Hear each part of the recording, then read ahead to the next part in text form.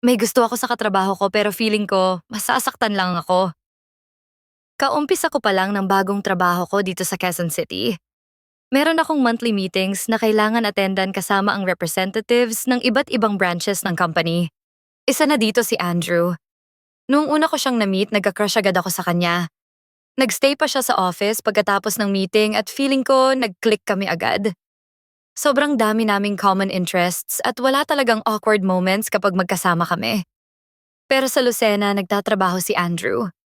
Kapag pumupunta siya dito mula Thursday hanggang Sunday lang siya at mahigit 4 hours ang biyahe niya. Noong una kaming nag-meet, binigay niya sa akin yung number niya. Ang sabi niya since pareho kami ng posisyon, pwede ko siyang tawagan anytime if kailangan ko ng tulong. Simula nun lagi na kaming nagte-text ng tungkol sa kung ano-ano lang. 3 beses na siyang nakabalik dito sa Quezon City at palagi kaming nagkikita at nagha-hangout. Palabiro at flirty siya sa mga babae sa office pero may mga ginagawa siya para sa akin na hindi niya ginagawa para sa iba. Bago ang meetings, bumibili siya ng coffee para sa aming dalawa. Sinisiguro din niya na palagi akong may nakasave na upuan. One weekend, inimbitahan niya akong kumain sa labas dahil nag-cancel daw ang kaibigan niya. Hindi ko naman inisip na date yun dahil parang pinalitan ko lang yung friend niya. Pero yung restaurant super romantic ang vibes at hindi yung tipo na pagdadalhan mo ng kaibigan mo lang. Feeling ko may ka-date talaga dapat siya dun. Ang sabi niya pa, kami lang daw ang hindi couple dun. Biniro ko siya. Ang sabi ko kung naiinggit ba siya. At ang sabi niya, bakit naman ako maiinggit kung kasama ko naman ang pinakamagandang babae dito? Pagkatapos niyang sabihin yon, bigla siyang nag-ungkat ng tungkol sa trabaho namin. Nalito ako na ang bilis niyang nagpalit ng topic.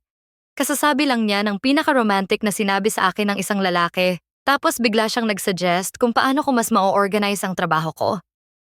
Nung gabing yon, hindi na uli siya nagbitaw ng compliment or nagbitaw ng flirty joke na madalas niyang gawin. Pero pagka-uwi niya sa Lucena, balik na naman siya sa flirty chats at casual convo.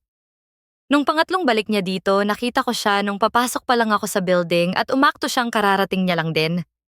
Sabay kaming pumasok at ang mga natirang available seats ay nasa likod na lang at magkatabi pa. Pero yung bag niya, nandun na.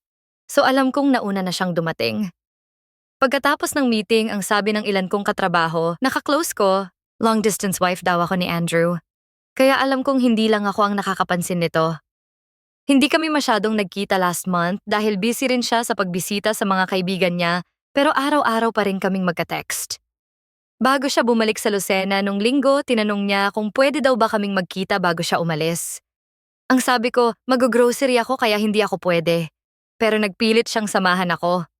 Habang nasa grocery kami, siya ang kumuha ng lahat ng bibilhin ko. Tapos nagtanong siya kung bakit daw hindi yun ginagawa ng boyfriend ko para sa akin. Out of nowhere yung tanong niya at hindi ko alam na iniisip niyang may boyfriend ako. Liligawan niya ba ako kung nalaman niya agad na single ako? So sinabi ko sa kanya na single ako.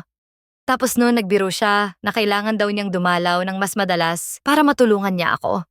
Sumama pa siya hanggang sa bahay at tumulong siya sa pag-aayos ng mga pinamili ko. 8 p.m. na siya umalis. After nun, halos gabi-gabi na siyang nagfe-FaceTime sa akin. Inaabot kami doon ng 2 to 3 hours. Nung una naiilang pa ako, pero ngayon routine ko na. Last week shirtless na siya at nakahiga sa kama kapag nagfe-FaceTime kami pero wala namang nagbago sa pakikitungo niya sa akin. Parang casual lang sa kanya ang lahat ng to, kaya di ko alam kung dapat ko bang bigyan ng mali siya. Ipinakita niya pa sa akin ang buong apartment niya. Tapos nung ipinakita niya yung kwarto niya, tinutok niya yung phone sa salamin para ipakita sa akin ang suot niya. At naka-pajama bottoms lang siya. Parang piniflex niya yung katawan niya. Gwapo siya at siya lang ang lalaking nagpapaturete sa akin kapag malapit siya sa akin. At gustong-gusto ko nang ligawan niya ako. Tinanong ko yung isa kong ka-close sa office ng tungkol sa kanya. Ang sabi sa akin, okay naman daw si Andrew pero hindi niya gusto yung pagka-flirt sa lahat. Halata rin daw na may crush ako kay Andrew pero wala naman daw spark sa mga mata ni Andrew kapag tumitingin sa akin. Ang sabi niya pa sa akin, either inaayawan si Andrew ng mga nagiging girlfriend or ayaw lang talaga niyang makipag-date.